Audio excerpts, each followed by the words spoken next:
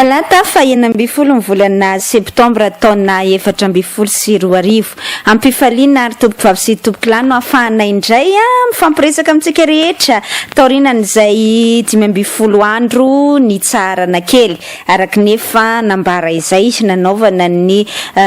fiatoana kely zany tato anatin'ny fandaharana dia miverina somatsara indray sika manomboka amin'ity androany maraina ity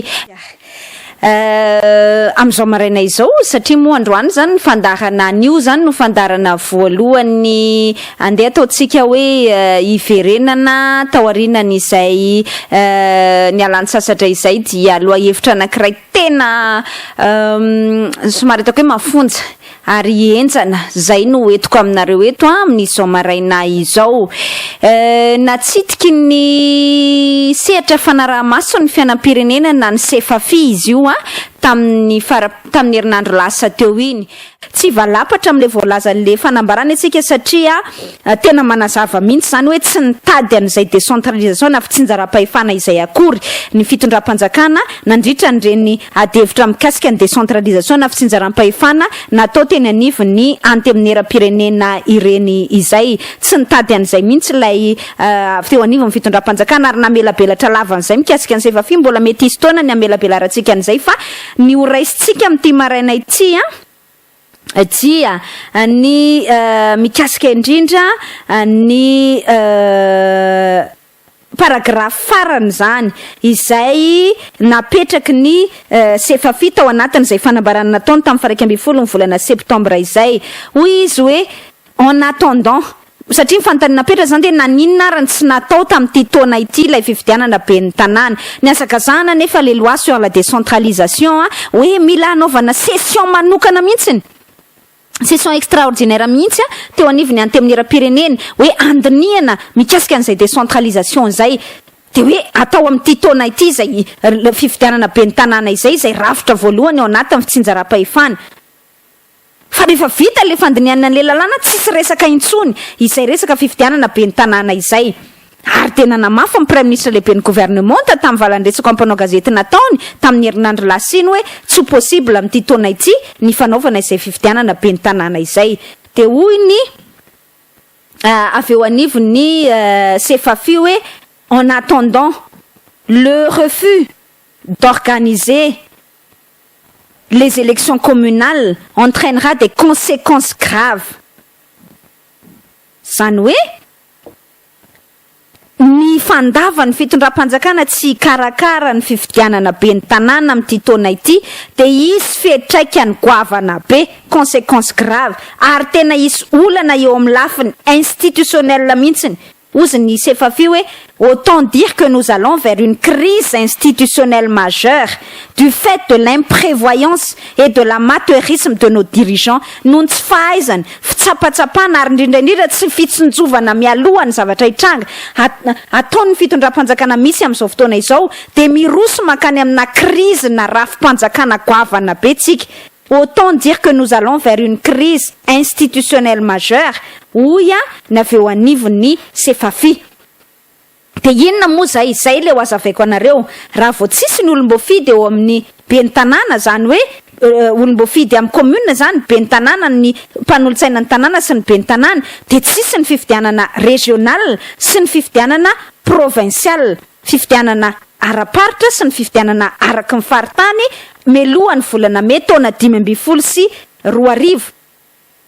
fiafaran'ilay saison des pluies zany hoe le vanim-potoana ny orana tsika manko zay eo anatin'ny lalàna tsika ny lalàna zany de mametraka fa manomboka ny 30 ny volana novambra ka hatramin'ny 15 ny volana me isa-taona no atao hoe période session des pluies ary ao anatin'io de tsy azo anaovana fifidianana zay ny lalàna tsika zany de nitikan'izay de tsotra be raha vao tsisy ny fifidianana be ny tanàna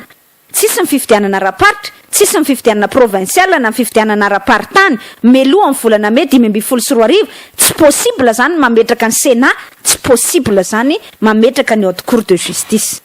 de io amin'izay ny angatsika ao anatin'ny famakafakana amin'izao maraina izao zao ny voalaza ny andininy faha 17 article 167 ny constitution. Manaraka tsara tsika satria eto zany no maha-dangereux fa raha tsorina zany de hoe mizotra makany amin'ny fialany ny filohan'ny repoblika izao tsy fitandremana ozy ny SeFaFi hoe amateurisme sy imprévoyance ny fitondram-panjakana izao. Ozy ny article 167 afin de respecter le prescrit constitutionnel, le président de la République dans un délai de 12 mois à compter de son investiture invite les instances compétentes à désigner les membres qui composeront la haute cour de justice afin de procéder dès l'expiration de ce délai à l'installation de la haute cour de justice. Toute partie justifiant d'un intérêt peut saisir les institutions compétentes de demande de sanction en cas de carence. Fa azavaiko aloha le tapany voalohany mba hanajana ozy ny voalaza ny lalam-panorenany ny filohan'ny repoblika dia ao anatin'ny 12 volana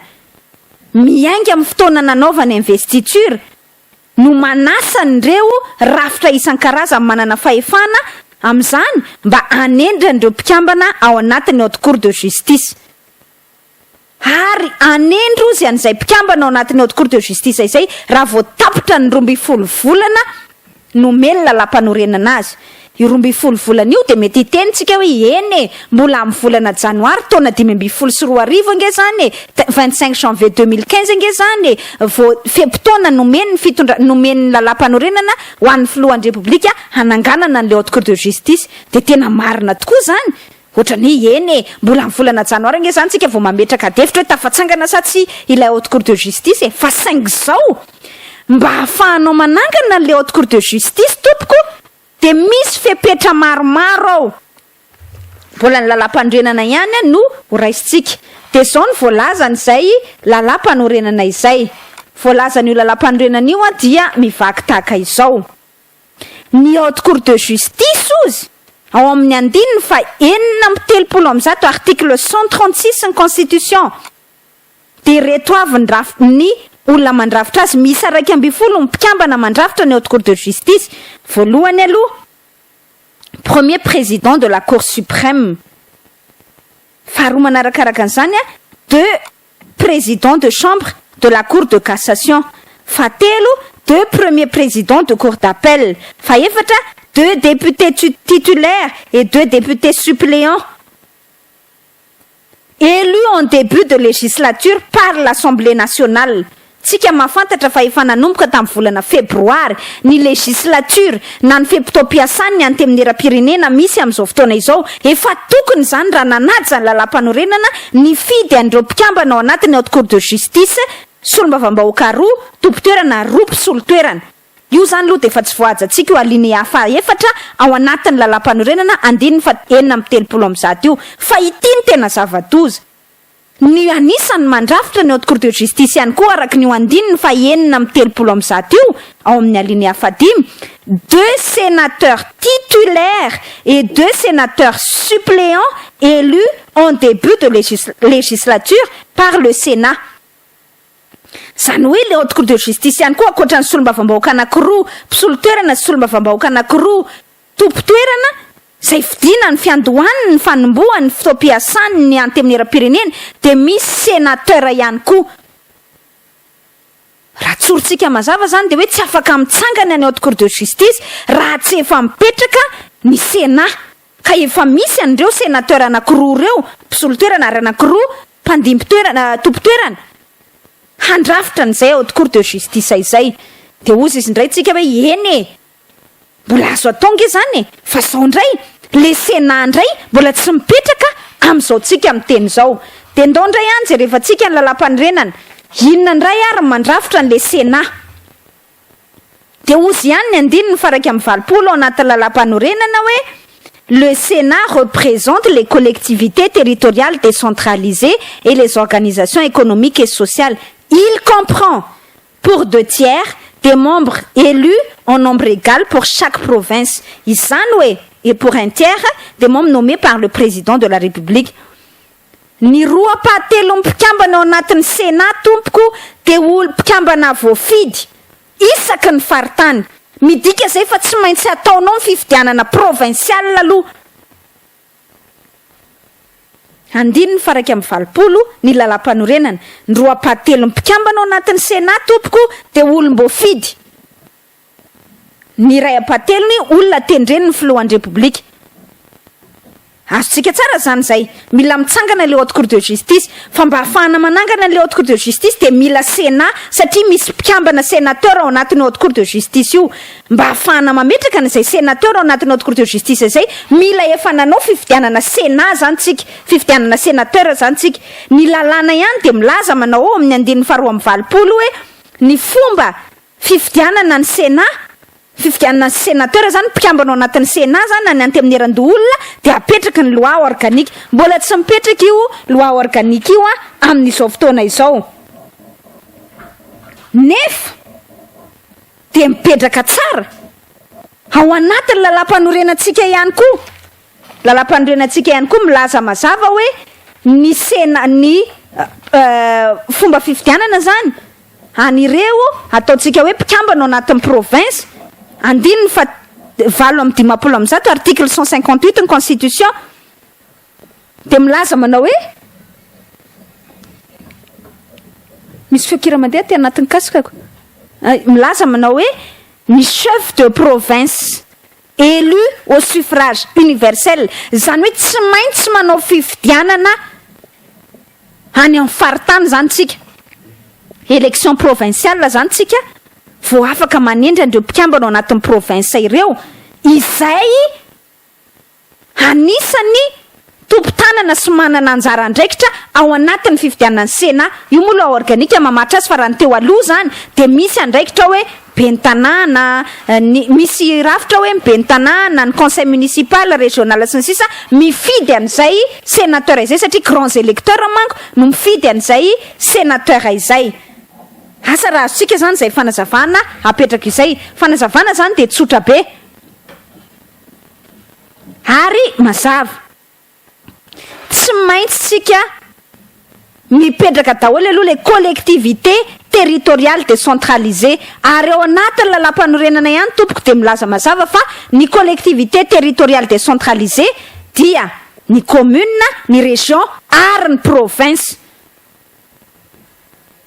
satria le Sénat de misolo tena ny collectivité territoriale décentralisée zany hoe zavatra mifampitotoy be zany tsy maintsy mipetraka aloha zany ny collectivité territoriale décentralisée zany hoe ny ben'ny tanàna ny zany hoe mpikambana ny rafitra ny anatin'ny commune ny lehibe an'ny faritra sy ny rafitra ao anatin'ny faritra région ary ny lehibe an'ny province sy ny rafitra ao anatin'ny province rehefa mipetraka collectivité territoriale décentralisée io raha tsy mangaika ny fitsinjaram-pahefana io zay vao afaka mitsangana ny Sénat de rehefa mitsangana ny Sénat zay vao afaka mitsangana ny haute cour de justice inona nefany ny fipetra ahafahana manangana le collectivité territoriale décentralisée tsy maintsy misy fifidianana ben'ny tanàna tsy maintsy misy fifidianana région tsy maintsy misy fifidianana provincial de ilay fifidianana ben'ny tanàna tompoko izay nambarana andriamatompo premier ministre lehibe ny gouvernement fa tsy ho atao amin'ity taona ity de mazava be zany fa tsy ho tratra ilay délai ana 12 mois napetraka ny lalam-panorenana ananganana le haute cour de justice satria apetratsika tsara fa no ilay lalàna izay milaza manao hoe 3 novambra ka hatramin'ny 5 mai tsy azo anaovana fifidianana de farafatarany zany tokony natao raha ohatra zany ka tokony nanao fifidianana tamin'ity taona ity de tokony ho natao tamin'ny 17 ny volana aogositra farafatarany ny fanakana ampifidy na lay antsointsika amin'ny teny vany convocation des électeurs ary ao anatin'izay de mazava be fa raha voatapitra 3 ny volana aogositra hoe fa lasa 12 andro 12 andro zay ny lasa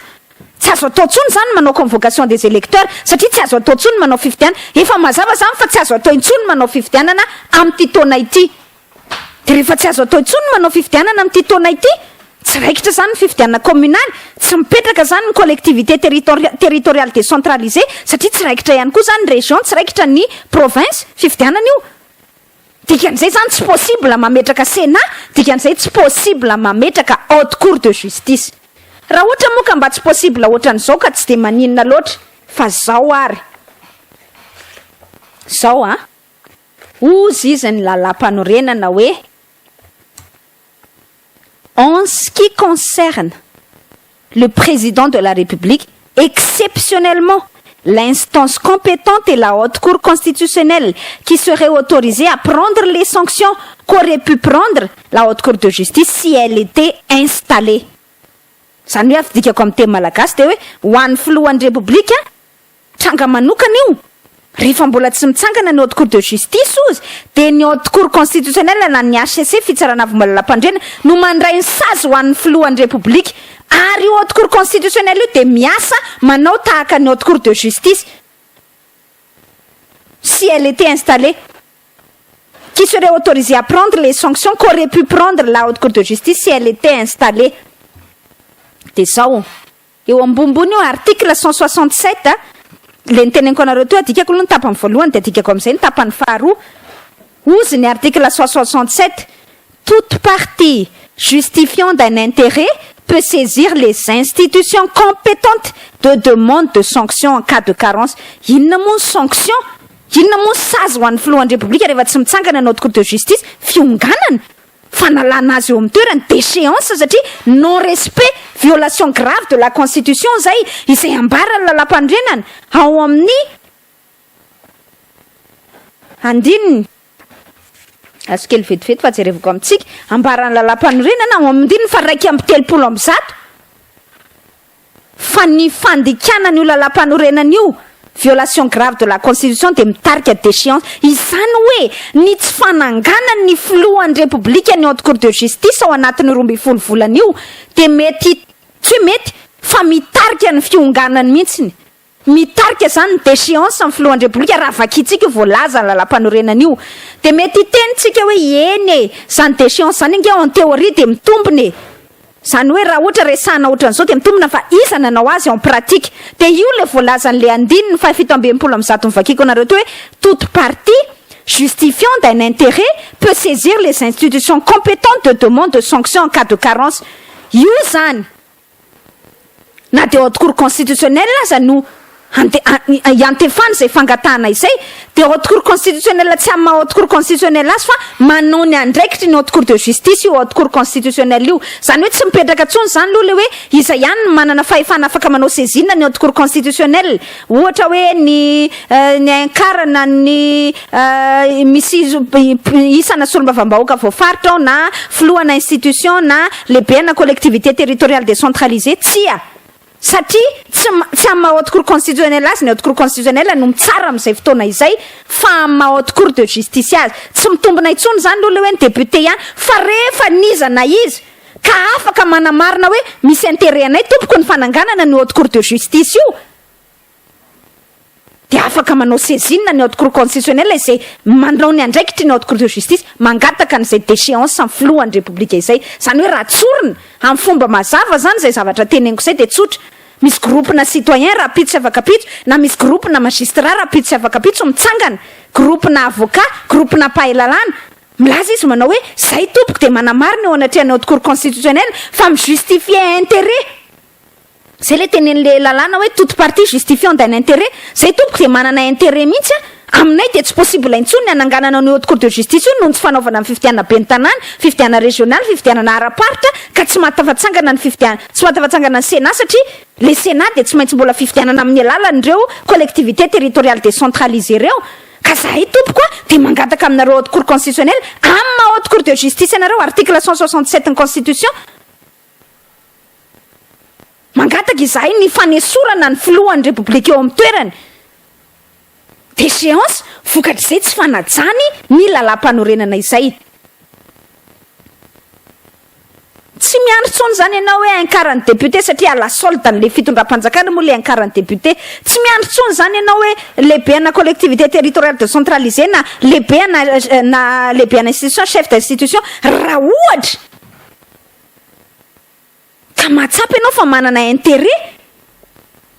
amin'izay tsy fitsangana ny haute cour de justice izay tsy manaiky an'izay de afaka mangataka ozy demande de sanction en cas de carence noir sur blanc anatin'ny lalam-pandrenana zany tompoko article 167 de la constitution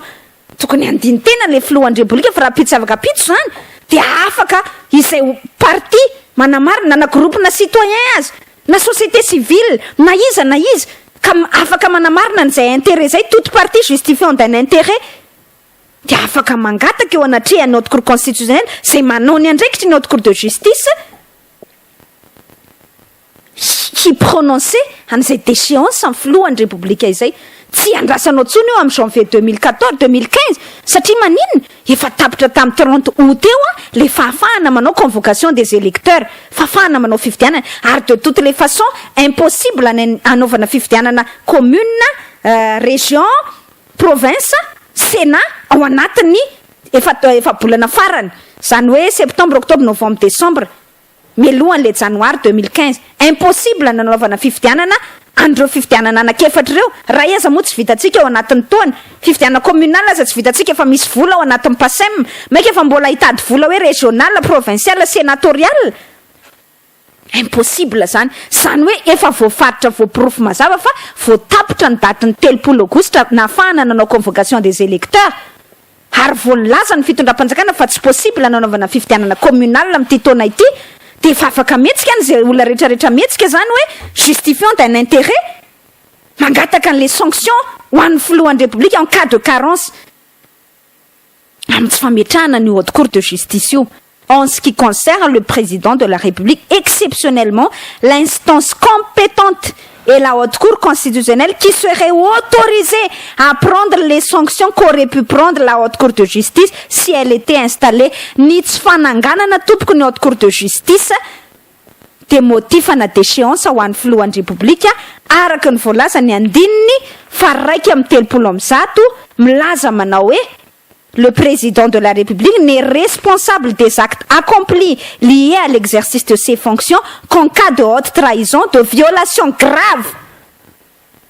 ou de violation répétée de la Constitution, de manquement à ses devoirs manifestement incompatibles avec l'exercice de son mandat. Zany hoe ambaratsika tsara fa ny violation grave na ny tsy fanajana amin'ny fomba enjana ny olalampanorenana io de motifana déchéance. Il est justifiable devant la haute cour de justice ozy ao anatiny andiny faraiky amin'ny 30 io la mise en accusation peut aboutir à la déchéance de son mandat.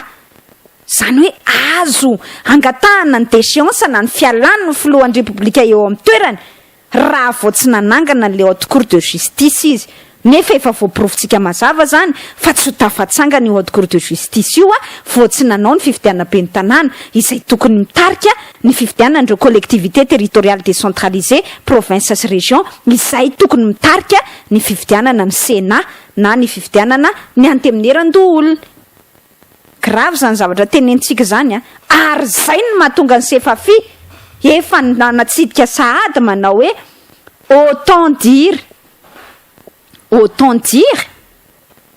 que nous allons vers une crise institutionnelle majeure du fait de l'imprévoyance et de l'amateurisme de nos dirigeants.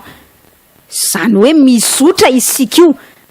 amina crise institutionnelle majeure satria manino angataka amin'ny fialan'ny filohan'ny république daholo le olona rehetrarehetra izay mijustifier intérêt toute partie justifiant d'un intérêt groupena magistrat, société civile, groupena citoyen, force de pression, force vive, etc. Zay afaka mangataka de afaka mangataka ny daholo ary tsy afaka miteny mihitsiny. Notre cour constitutionnelle hoe tsy habilité-nareo na tsy manana fahefanareo anao saisine anay satria notre cour constitutionnelle de tsy haute cour constitutionnelle eo fa manao ny andraikitry notre cour de justice ary notre cour de justice de mivoalaza ny lalàna mazava tsara fa izay parti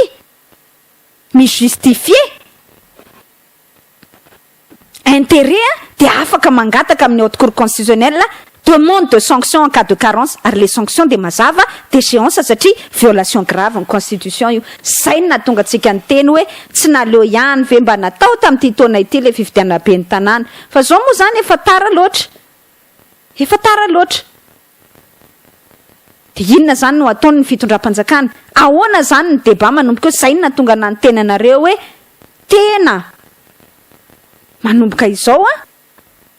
dia